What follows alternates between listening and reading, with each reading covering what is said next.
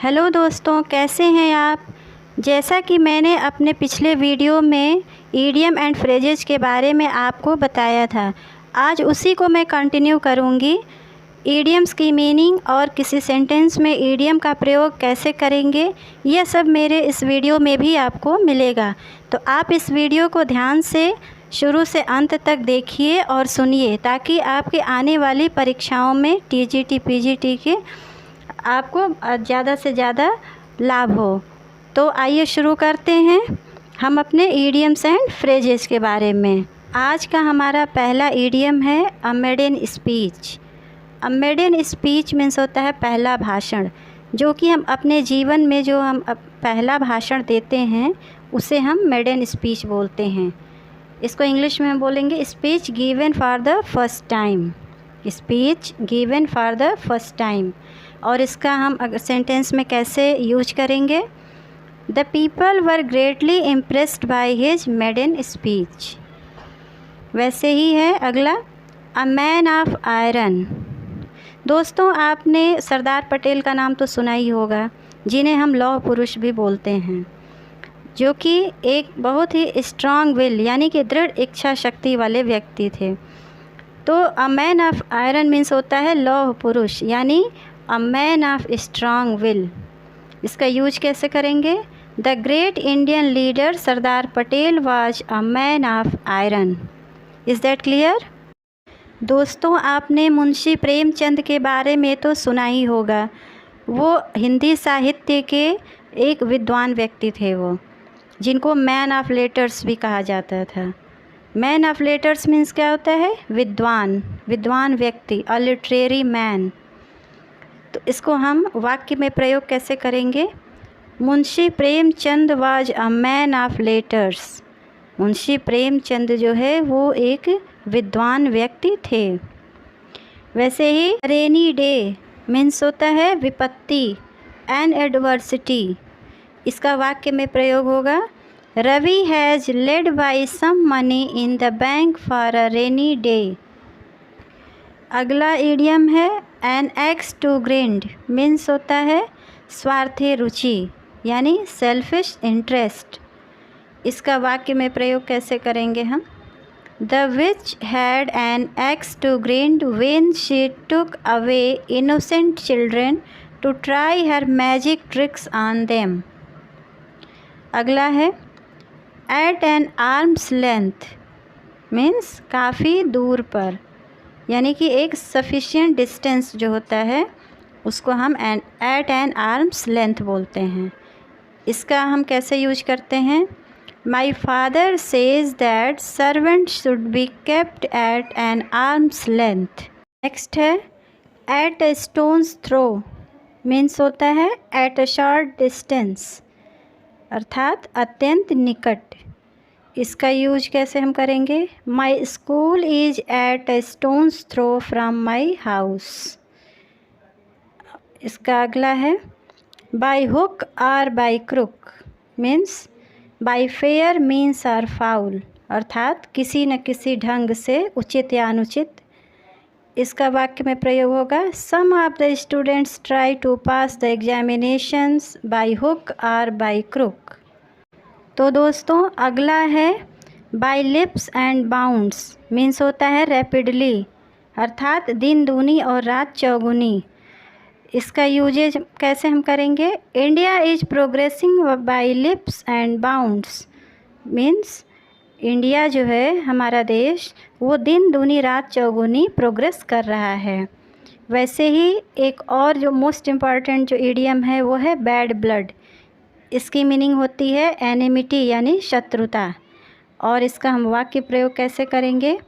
There is bad blood between these two families. दोस्तों, कुछ लोगों को अपनी प्रशंसा स्वयं करने की आदत होती है, तो उसे हम क्या कहते हैं ईडियम्स में? Blow one's own trumpet. Means to praise oneself, अपनी प्रशंसा स्वयं करना। जैसे Gita is in a habit of blowing her own trumpet that she is a very good artist. Gita जो है उसकी आदत है अपनी प्रशंसा स्वयं करने की, कि वह एक बहुत अच्छी आर्टिस्ट है। अगला इम्पॉर्टेंट ईडियम है black and blue, means severely, बुरी तरह से। इसका हम कैसे यूज करेंगे? The thief was beaten black and blue, तो चोर को बुरी तरह से पीटा गया। अगला इम्पॉर्टेंट ईडियम है कोल्ड ब्लडेड, मीन्स होता है विदाउट फीलिंग और मर्सी, अर्थात निर्दयता पूर्ण। इसको हम यूज करेंगे there was a cold blooded murder of a man last night. वैसे ही चिकन हार्टेड मीन्स होता है कावर्डली, मीन्स डरपोक या कायर। इसका यूज हम कैसे करेंगे? A soldier must not be chicken hearted. अगला है flesh and blood, means human nature, यानी मानव प्रवृत्ति। इसको हम यूज कैसे करेंगे? Flesh and blood can never be sufficed, the more it has the more it desires. उसी तरह से jack of all traders means होता है ऑल राउंडर, उसको हम हरफन मौला भी कहते हैं। इसका हम वाक्य में प्रयोग कैसे करेंगे? When the villagers want to know something, they go to him as he is the jack of all traders. अगला इम्पॉर्टेंट ईडियम है to cut a sorry figure, means बुरा प्रदर्शन करना। To give a bad show, इसका हम कैसे use करेंगे? He cut a sorry figure in the last examination. He cut a sorry figure in the last examination. अगला है to eat a humble pie means शर्मिंदा होना। इसको हम इंग्लिश में बोलेंगे to offer a humble apology। इसका वाक्य प्रयोग होगा The captain of the team boasted of his players' ability but had to eat a humble pie in the end of the match. Keith and कीन, ये भी एक इम्पॉर्टेंट ईडियम है, means होता है रिलेटिव्स यानी सगे संबंधी। इसका हम यूज करते हैं he invited his kith and kin to the marriage. ऐसे ही अगला है make both ends meet, means होता है टू पुल ऑन, यानी कि निर्वाह करना।